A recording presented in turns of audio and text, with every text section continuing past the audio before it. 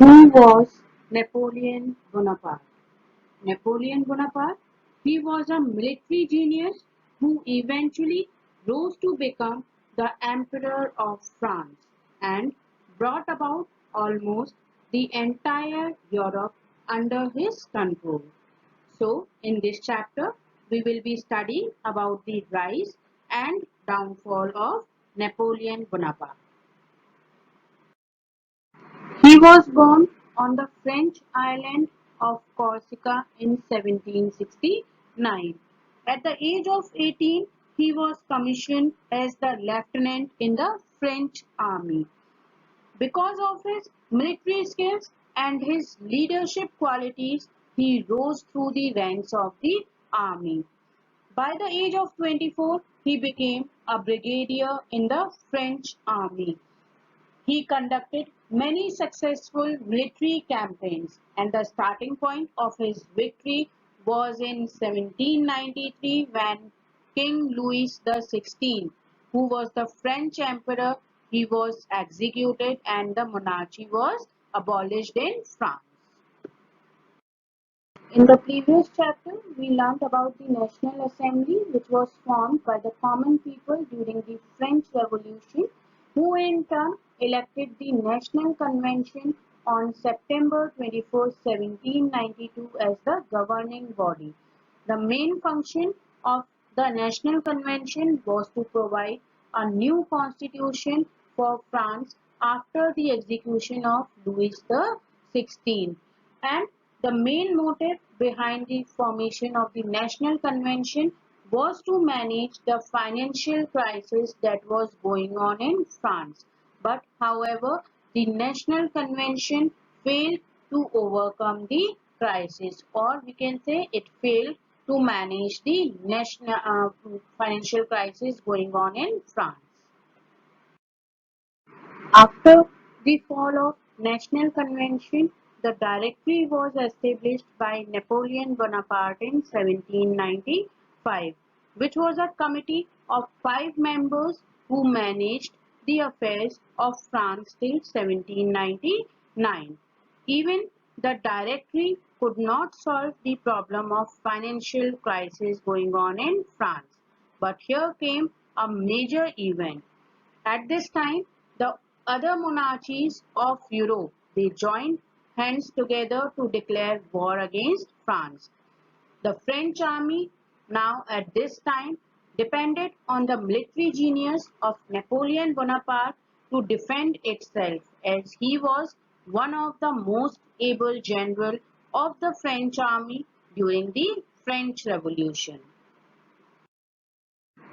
Then, in November 1799, Napoleon Bonaparte he overthrew the Directory and he proclaimed a new constitution known as the Consulate. And from 1799 to 1804, Consulate became the governing body. It was a body comprised of 3 members called the Three Councils. Among all the 3 councils, Napoleon Bonaparte was the first council. After the formation of the consulate, Napoleon Bonaparte he undertook several military campaigns against the various European alliances and organizations that were formed to check the growing power of France. Napoleon as the Emperor. In 1804, Napoleon Bonaparte he crowned himself as the Emperor of France at the Cathedral of Notre Dame in Paris. As Pope prepared to crown the Emperor, he took the crown and placed it on his head himself. By this act, he showed that he did not bow to any authority. He then proceeded to crown his wife, the Empress Josephine. His success was so much appreciated by the people of France that no objection was raised against this act of Napoleon Bonaparte. And with the crowning of the Napoleon Bonaparte as the Emperor of France, it lays the foundation of the first French Empire, which were fought by Napoleon Bonaparte in Europe. As we are all aware that Napoleon Bonaparte was a general of outstanding ability. Between 1801 and 1812, he managed to bring most of Europe under his rule. But however, his reign was brief, means his rule was for a very short period of time and he lost most of his conquered lands or occupied lands by 1815. So one by one we'll discuss all the wars fought by Napoleon Bonaparte. The Battle of Trafalgar, or we can say Napoleon's War with Britain. The Battle of Trafalgar took place on 21st October 1805. The battle was fought between the British Royal Navy and the combined forces of France and Spain. The British Royal Navy was fighting under the command of Admiral Nelson, while the combined forces of France and Spain were fighting under the command of Napoleon Bonaparte. This battle took place during the Napoleonic War when Napoleon and his armies tried to conquer Europe. Admiral Nelson, who was the commander of the British Royal Navy that time, defeated Napoleon at the Battle of Trafalgar. Then came the Continental Blockade. After his defeat in the historic Battle of Trafalgar, Napoleon made up his mind to defeat Britain, and for this he passed a law known as the Continental Blockade in 1806. Now here in the given picture, areas marked with these two colors in red circle are the European countries which were under the control of Napoleon. According to the Continental Blockade passed in 1806 by Napoleon, he forbade, or we can say that he restricted all the European countries under his control not to indulge or not to have any kind of trade relations, means buying and selling of goods, or we can say export and import of goods and services from Britain or United Kingdom. Then came the Confederation of the Rhine. Napoleon defeated the alliance, means the combined forces of Austria and Russia at the Battle of Austerlitz in 1806. After this, he formed the Confederation of the Rhine. Initially, means in the starting, the Confederation was made up of 16 German states, but later on it was joined by 19 other states. But then also Austria and Prussia stayed out of the Confederation. Napoleon introduced the same system of administration in all the German states, and in this way he unified all the scattered states for the first time. The Confederation lasted up to 1813, which helped later on in the unification of Germany. Then came the Peninsular Wars. Napoleon attacked Spain and Portugal when they both refused to support the continental blockade, and after this started a series of wars known as the Peninsular War. These Peninsular Wars were fought from 1807 to 1814, and in these wars there was a huge loss of men and property, and in this way it drained Napoleon of both men and resources. Therefore, historians refer these wars as Napoleon's Spanish ulcer. The war with Russia. In the meantime, when the Peninsular Wars were going on, Napoleon invaded Russia in 1812 with a huge army. At this time, the Russians devised a clever plan to trap Napoleon. When Napoleon army was advancing towards Russia, the Russian troops retreated, means moved deeper into the interiors of Russia, burning their own villages and crops as they went deeper inside the Russia. In this way, no food was left for the French army. When Napoleon reached Moscow, already severe winters had set in. The cold winter and the shortage of food supply forced Napoleon to retreat, means to move backward from Moscow. But by this time, most of his army had perished, means died, frozen and hungry. Only just a fraction of the army returned safely to France. The Russian campaign was thus a disaster as it ended up losing almost 500,000 of his well-trained soldiers. Which was the last battle fought by Napoleon Bonaparte in Europe.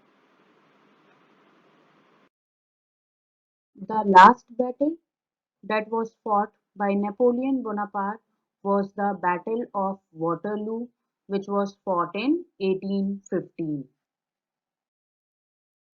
After the Russian campaign, many European nations formed the coalition, means union, against Napoleon. Then, in 1813, the combined army of England, Austria, Russia, and Prussia defeated the army of Napoleon in the Battle of Leipzig, also known as the Battle of the Nations. After this, Napoleon was sent on exile to the island of Elba. Exile means when a person is forced to live outside his or her own country.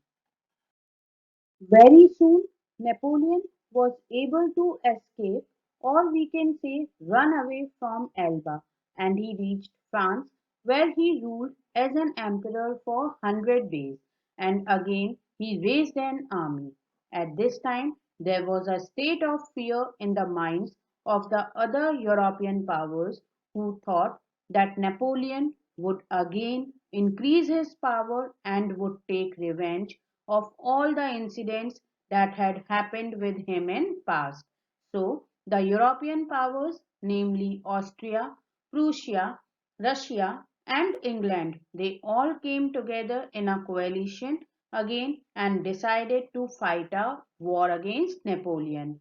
So finally in June 1815, the Battle of Waterloo was fought, which was the last battle fought by Napoleon, in which he was defeated by the coalition, means union, of European powers, namely Austria, Prussia, Russia and England, under the command of Duke of Wellington. After his defeat, finally this time he was imprisoned and exiled to St. Helena, that was a remote island in the South Atlantic Ocean, or we can say an isolated island in the South Atlantic Ocean, where he died in 1821. What caused the downfall of Napoleon Bonaparte? Now, one by one, we'll discuss all the causes that led to the downfall of Napoleon. First cause of Napoleon's downfall were his military campaigns that created discontent and ill will against him. In the process of fighting many wars, quality and quantity of Napoleon's army declined, and his ability to fight against enemies also decreased. It is said that he fought about 60 battles, out of which he gained victory in 49 battles. But due to the declining ability of his army, he lost the Battle of Trafalgar, the Battle of Leipzig, and the Battle of Waterloo. Next reason was the loss of money and people in these battles that costed France dearly, as millions of soldiers lost their lives and no money was left with France to buy new arms and ammunition and to pay the salaries of the soldiers. Next, cause was the severe treatment given to the Pope by him that angered the Catholics everywhere. Severe treatment means harsh or unpleasant treatment. Napoleon arrested and imprisoned the Pope when he complained bitterly about the side effects of the continental blockade made by him. Next reason was the resentment of the dispossessed rulers.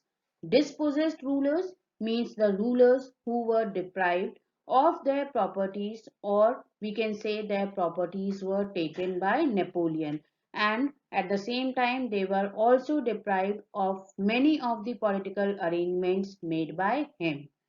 Next reason was the Russia's refusal to cooperate with Napoleon, as Russia was suffering due to the blockade of England, means the continental blockade of England. This was a great setback for him. Finally, the failure of the Russian campaign severely damaged his reputation, and his hold on Europe also weakened as his army was reduced to a fraction of its original size, means his army reduced to a very small number of soldiers in it. Impact of Napoleon's rule. Now we will discuss that what were the effects or impacts of Napoleon's rule. First impact of Napoleon's rule was the unification of Europe. Napoleon was inspired by Alexander the Great, and therefore he also wanted to build a unified European empire. Through his conquest, as we had already learned, he brought about all the scattered areas of Europe together under the First French Empire. As we can see in the given map, only the countries marked with orange color in the image given were not under the control of Napoleon. This brought him close to his dream of creating the United States of Europe. Next impact of Napoleon's rule was the introduction of Code Napoleon. Napoleon, he did not limit his vision to conquest alone. Means his dream was not only to conquer new lands, but his dream was to build a unified European empire. For this, he introduced a new legal code known as the Code Napoleon in 1804. This code was based on the principles of the French Revolution, namely liberty, equality, and fraternity. And this system was introduced in all the countries that he had conquered. This led to a unified administration and a bond of unity among all the countries conquered by him. Later on, the Napoleon Code went on to become the basis for many modern European legal systems. Next impact of Napoleon's rule was the end of feudalism. The French Revolution and Napoleon's rule brought an end to feudalism in France. Lands belonging to the church and the nobles were confiscated, means taken back, and privileges, means some special rights which they were enjoying, were also abolished, means ended. All this led to the introduction of a new economic system known as capitalism, where the means of productions were owned privately by individuals. In this way, Napoleon's rule brought about far-reaching changes in Europe.